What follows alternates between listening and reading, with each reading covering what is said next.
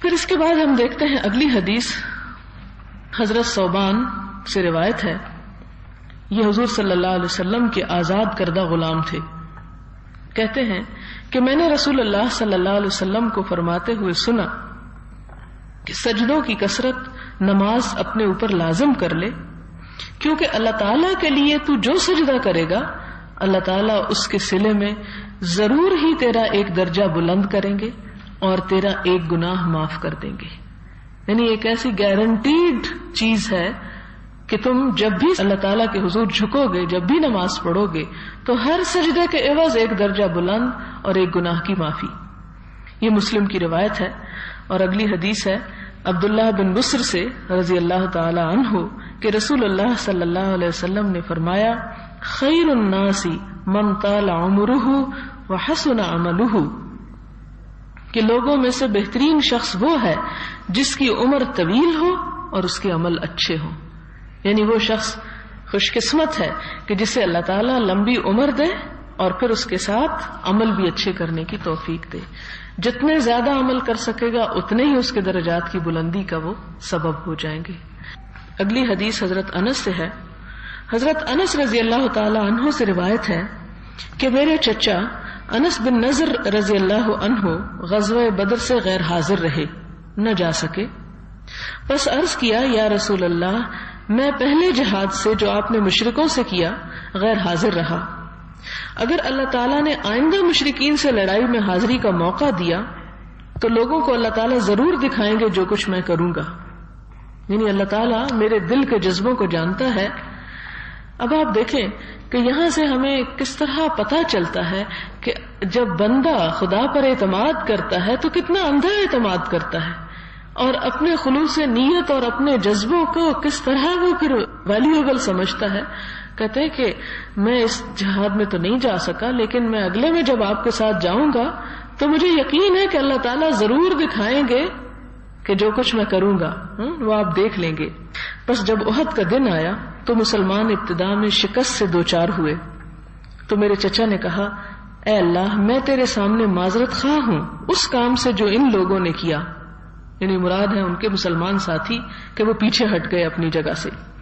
اور اے اللہ، میں بیزاری کا اظہار کرتا ہوں ان لوگوں سے جو ان مشرکین نے کیا. یعنی مشرکین سے بھی میرا کوئی تعلق نہیں اور جنگ میں پیچھے رہ جانے والوں سے بھی میرا کوئی تعلق نہیں، یعنی پیچھے ہٹنے، بزدلی اور بھاگنے والوں سے بھی. پھر یہ آگے بڑھے. انہیں آگے حضرت سعد بن معاذ رضی اللہ تعالی عنہ ملے تو فرمانے لگے، اے سعد بن معاذ، رب کعبہ کی قسم، میں جنت کی خوشبو احد پہاڑ کے پیچھے سے محسوس کر رہا ہوں. کہتے کہ جنت کی بات کرتے ہو؟ جنت مجھے یوں لگتا ہے احد کے پیچھے سے جنت کی خوشبو آ رہی ہے. سعد فرماتے ہیں کہ یا رسول اللہ، مجھ سے نہیں ہو سکا جو انہوں نے کیا. یعنی میرے دل میں وہ جذبہ اور وہ تڑپ اور وہ قربانی کی بات نہیں تھی جو ان کے اندر تھی. حضرت انس فرماتے ہیں کہ ہم نے ان چچا کے جسم پر 80 سے زیادہ تلوار کی چوٹیں، نیزے کے نشان اور تیر کے زخم پائے اور ہم نے انہیں شہید پایا.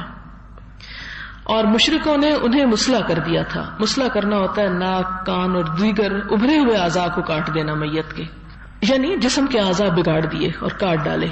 اس لیے انہیں کسی نے بھی نہ پہچانا. خود سوچیں کہ اگر ایک انسان کا ناک بھی کٹ جائے، کان بھی کٹ جائے، آنکھیں نکال دی جائیں تو وہ شکل تو نہیں پہچانی جاتی. اور 80 نشان جسم پر پڑے ہوئے ہوں، ظاہر ہے کہ چہرے پہ بھی بہت سے نشان ہوں گے. انگلیاں بھی کاٹ دی جائیں. صرف ان کی ہمشیرہ نے انگلیوں کے پوروں سے انہیں پہچانا کہ ان کے اوپر کوئی نشان نہیں تھا. حضرت انس فرماتے ہیں کہ ہم گمان کرتے تھے کہ ان کے اور انہی جیسے دوسرے لوگوں کے بارے میں یہ آیت نازل ہوئی ہے، من المؤمنین رجال صدقوا ما عہد اللہ علیہ، کہ ایمان لانے والوں میں کچھ ایسے ہیں جو اللہ تعالیٰ سے کیے ہوئے عہد میں سچے ثابت ہوئے. یہ بخاری اور مسلم کی روایت ہے. یہ حدیث بھی ہمیں بہت سی باتیں بتاتی ہے، جن میں خاص طور پر یہ کہ جب ایک بندہ سچے دل سے اللہ تعالیٰ کے دین کی خدمت اور اس میں اپنی جان اور مال کی قربانی کا عہد کرتا ہے، اس کی نیت کرتا ہے، اس کے لیے اخلاص رکھتا ہے، تو اللہ تعالیٰ دنیا میں ہی اس کی وہ نیت جو ہے وہ پوری کر دیتے ہیں. اور ان کے اندر سے معلوم نہیں کیسی دعا اٹھی ہوگی کہ جس کی قبولیت کا انہیں خود بھی یقین ہو گیا کہ جو کچھ میرے ساتھ ہوگا آئندہ جنگ میں وہ اللہ تعالیٰ تمہیں ضرور دکھائے گا. اور لوگوں نے دیکھا کہ کس طرح ان کا بظاہر کوئی چیز بچی ہوئی نظر نہیں آتی. اگر ہم میں سے کوئی دیکھے اور کسی کے ساتھ ایسا ہو تو وہ تو شاید اسے اپنی بڑی بے عزتی کی بات سمجھے کہ لو دیکھو فلاں مارا گیا اور اس کے کان بھی کٹ گئے, ناک بھی کٹ گیا, اور سب کچھ اس کے تو جسم کی شکل بھی اس کی بگڑ گئی اور نظر نہ آیا. لیکن اللہ کے رسول صلی اللہ علیہ وسلم اور ان کے ساتھیوں نے جو انہیں عزت اور قدر کا مقام دیا, وہ شاید ہماری نظریں اور ہماری سوچیں بہت چھوٹی ہیں جو ہم کسی کو نہیں دے سکتے. پھر اگلی حدیث ہے حضرت عقبہ بن عمرو الانصاری سے رضی اللہ عنہ, روایت کرتے ہیں کہ جب آیت صدقہ نازل ہوئی تو ہم اپنی کمروں پر بوجھ اٹھاتے محنت مزدوری کرتے تو ایک آدمی آیا, اس نے بہت سا ساز و سامان صدقہ کیا. منافق لوگ کہنے لگے کہ یہ ریاکاری کرنے والا ہے. یعنی ایک شخص آیا جس نے بہت سا صدقہ خیرات کیا, تو منافق تو تھوڑا خرچ کرنے والوں پہ بھی ہنستے تھے اور زیادہ خرچ کرنے والوں پہ بھی باتیں بناتے تھے.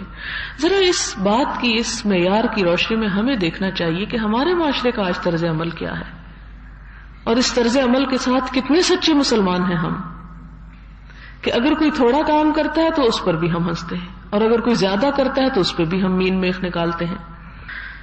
ایک اور دوسرا آدمی آیا تو اس نے ایک سا صدقہ کیا, ایک جو اسے وہ ایک پیمانہ ہوتا ہے. منافق کہنے لگے اللہ تعالیٰ کو اس شخص کے ایک سا کی ضرورت نہیں, اس پہ بھی باتیں بنائی انہوں نے. تب یہ آیت نازل ہوئی الذین یلمزون المتطوعین من المؤمنین فی الصدقات والذین لا یجدون الا جہدہم, وہ لوگ جو تانا دیتے ہیں ایمان لانے والوں میں زیادہ صدقے دینے والوں کو, اور ان کو جو نہیں پاتے مگر اپنی طاقت کے مطابق. تو یہاں پر ہم دیکھتے ہیں کہ اس طرز عمل کی نفی کی جا رہی ہے کہ جس میں انسان اپنے اوپر نہ دیکھے, اپنے گریبان میں نہ جھانکے, بلکہ وہ دوسروں کے عمل کے اوپر نظر رکھے.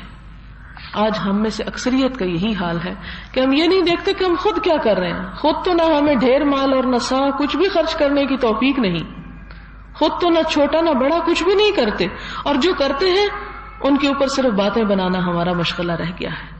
حالانکہ مومن کا اخلاق یہ نہیں ہوتا.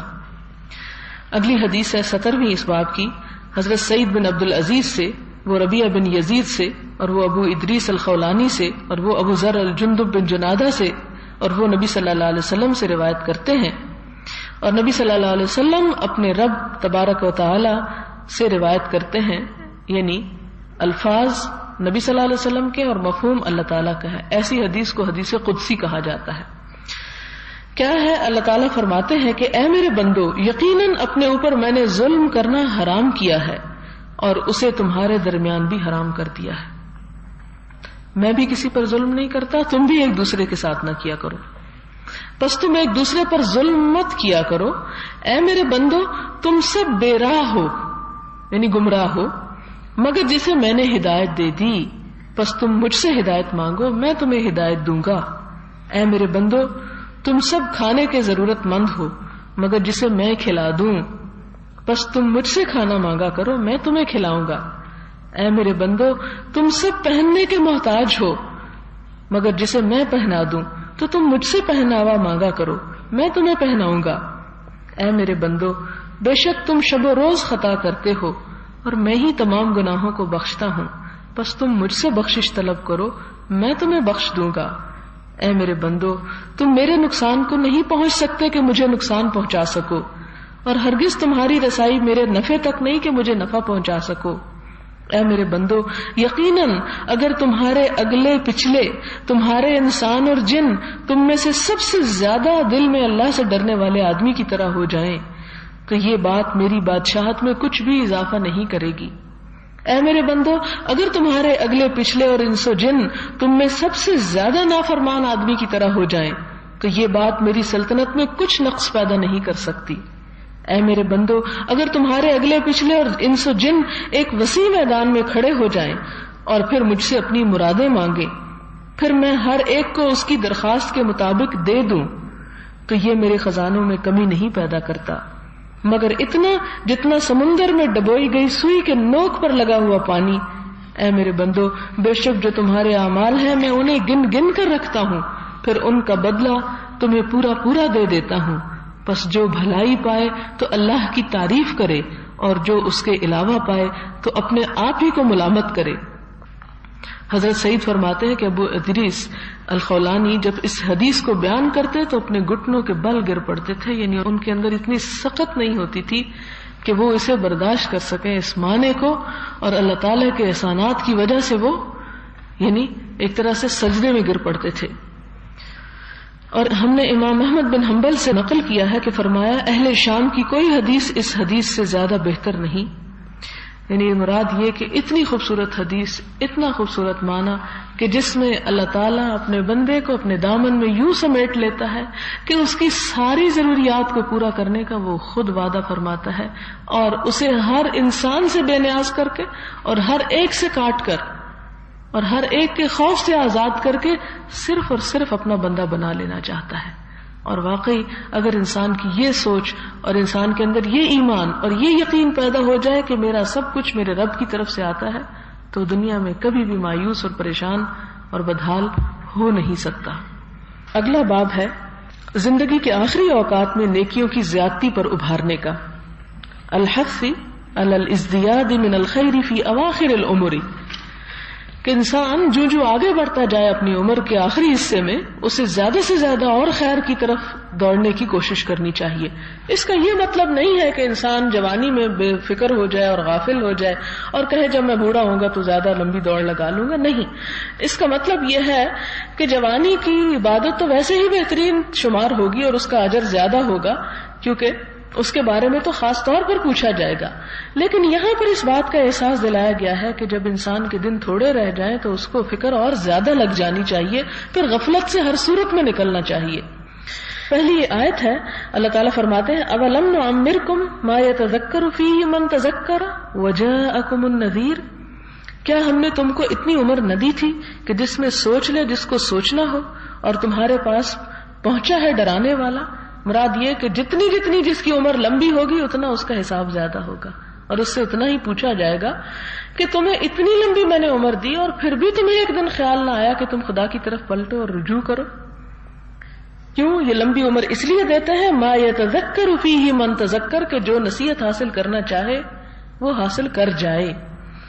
حضرت ابن عباس رضی اللہ تعالی عنہ سے روایت ہے اور محققین فرماتے ہیں کہ اولم نعمرکم سے مراد 60 سال کی عمر ہے، اور اس کے معنی کی وہ حدیث تائید کرتی ہے جو انشاءاللہ ہم عنقریب ذکر کریں گے، اور کہا گیا ہے کہ 18 سال کی عمر مراد ہے، اور 40 سال کا قول بھی نقل کیا گیا ہے۔ اس کے قائل حسن بصری، کلبی اور مسروق ہے، اور حضرت ابن عباس رضی اللہ تعالی عنہ کا بھی یہ قول نقل کیا گیا ہے، اور نقل کرتے ہیں کہ اہل مدینہ کا جب کوئی آدمی 40 سال کی عمر کو پہنچ جاتا تو اپنے آپ کو عبادت کے لیے فارغ کر لیتا، یعنی دنیا کے کاموں سے ریٹائر ہو کے اللہ کی طرف رجوع کر لیتا۔ اور یہ بھی کہا گیا کہ مراد بالغ ہونا ہے، یعنی جب انسان بلوغت کی عمر کو پہنچ جائے پھر اس کو ہوش میں آنا چاہیے اور سوچنا چاہیے کہ مجھے جو عمر ملی ہے یہ کس کام کے لیے ہے، اور اس میں جتنی زیادہ سے زیادہ نیکی ہو سکے وہ کرے۔ بہرحال ابن عباس اور جمہور کے نزدیک اس سے مراد ہے عمر دیا جانا، مراد یہ کہ زیادہ لمبی عمر اور آخری عمر مراد ہے۔ پہلی حدیث عن ابی ہریرہ رضی اللہ عنہ عن النبی صلی اللہ علیہ وسلم قال اعذر اللہ الی امرئ اخر اجلہ حتی بلغ 60 سنہ، کہ اللہ تعالیٰ نے اس شخص کے لیے کوئی عذر باقی نہیں چھوڑا جس کو اتنی مہلت دی کہ وہ 60 برس کا ہو گیا۔ کیا عذر نہیں چھوڑا؟ کہ وہ ہدایت پر آ جائے اور سیدھا رستہ اختیار کر لے، کہ وہ یہ نہیں کہہ سکتا اللہ مجھے تو ابھی موقع ہی نہیں ملا تھا کہ میں تیری طرف رجوع کرتا۔ جس کو اتنی عمر مل جائے پھر اس کے پاس کوئی بہانہ نہیں ہے اپنے آپ کو بچانے کا۔ علماء کرام اس حدیث کا معنی بیان کرتے ہوئے فرماتے ہیں کہ جسے 60 سال کی عمر مل گئی تو اللہ تعالیٰ نے اسے اپنی اصلاح کے لیے اتنی مہلت دے دی کہ اس کے لیے عذر کی کوئی گنجائش باقی نہیں رہی۔ اگلی حدیث ہے ابن عباس سے کہ عمر رضی اللہ تعالی عنہ بدر کے شرکاء میں سے بزرگوں کے ساتھ مجھے بھی اپنے پاس حاضری کا موقع دیتے، تو بعض حضرات نے اپنے دل میں اس بات کو محسوس کیا کیونکہ ابن عباس کم عمر کے تھے، باقی سب بزرگ ان کے پاس بیٹھے ہوتے تھے جنہوں نے جنگ بدر میں شرکت کی، اور میں ابھی بچہ تھا تو وہ مجھے بھی بلا لیتے اگرچہ میں چھوٹا تھا۔ کئی لوگوں نے پھر شکایت کی کہ یہ چھوٹا ہونے کے باوجود آپ کی مجلس میں کیوں حاضر ہوتا ہے، یعنی سب بڑوں کو بلایا کریں چھوٹے کو کیوں بلاتے ہیں عمر میں، آخر اس جیسے ہمارے بھی تو بیٹے ہیں انہیں تو نہیں آپ بلاتے۔ تو حضرت عمر نے فرمایا یہ ابن عباس اس خاندان کا ہے جہاں سے تم نے علم حاصل کیا تھا. تو حضرت عمر نے ایک روز مجھے بلایا اور ان کے ساتھ حاضری کا شرف بخشا، تو میں نے جان لیا کہ آج مجھے اسی لیے بلایا ہے تاکہ انہیں میرا مرتبہ دکھا دیں. تو حضرت عمر نے ان سے دریافت کیا کہ آپ حضرات اللہ تعالیٰ کے اس قول اذا جاء نصر اللہ والفتح کے بارے میں کیا کہتے ہیں، کہ اس کا معنی کیا ہے، یعنی اس کی تفسیر کیا ہے. تو بعض حضرات نے کہا کہ اس میں ہمیں حکم دیا گیا ہے کہ جب ہماری مدد ہو جائے اور ہمیں فتح دے دی جائے تو ہم اللہ تعالیٰ کی حمد کریں اور استغفار کریں. اور بعض لوگ چپ رہے اور کچھ نہ فرمایا. تو حضرت عمر نے مجھ سے فرمایا کہ اے ابن عباس کیا تو بھی ایسا ہی کہتا ہے؟ میں نے عرض کی کہ نہیں. فرمایا تو تم کیا کہتے ہو؟ میں نے عرض کیا یہ حضور صلی اللہ علیہ وسلم کی مدت عمر پوری ہونے کی طرف اشارہ ہے. اللہ تعالیٰ نے جو فرمایا اذا جاء نصر اللہ والفتح، اس میں حضور صلی اللہ علیہ وسلم کو اللہ تعالیٰ نے آگاہ فرمایا کہ یہ نصرت اور فتح آپ کی مدت عمر پوری ہونے کی علامت ہے. اس لیے آگے حکم فرمایا کہ آپ اپنے رب کی حمد کے ساتھ تسبیح کریں اور استغفار فرمائیں، یقیناً وہی توبہ قبول کرنے والا ہے. تو حضرت عمر رضی اللہ تعالیٰ عنہ نے میری بات سن کر فرمایا کہ جو کچھ تم کہہ رہے ہو مجھے بھی وہی معلوم ہے، یعنی تمہارا جواب درست ہے. یعنی اس حدیث سے خاص طور پر بتانا یہ مقصود تھا کہ علم بعض اوقات عمر کا محتاج نہیں ہوتا. ضروری نہیں کہ ایک لمبی عمر پانے والا شخص اور عمر میں بڑا شخص جو ہے وہ علم میں بھی ضرور ہی بڑا ہو، بلکہ علم تو اللہ تعالیٰ کی وہ خاص نعمت ہے کہ جو اپنے مخصوص بندوں کو وہ عنایت کرتا ہے اور ان کو اس کا ذہن اور عقل اور سمجھ اور نظر اور یعنی بصارت اور بصیرت دیتا ہے، جس کی وجہ سے وہ اسے بہت کم وقت میں سمجھنے کے اور سمیٹنے کے قابل ہو جاتے ہیں، اور پھر ماحول اور بہت سی اور چیزیں بھی اثر انداز ہوتی ہیں.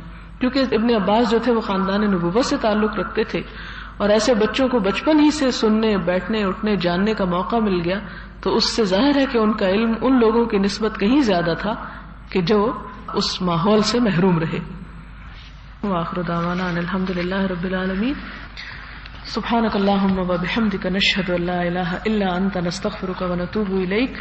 والسلام علیکم ورحمۃ اللہ وبرکاتہ.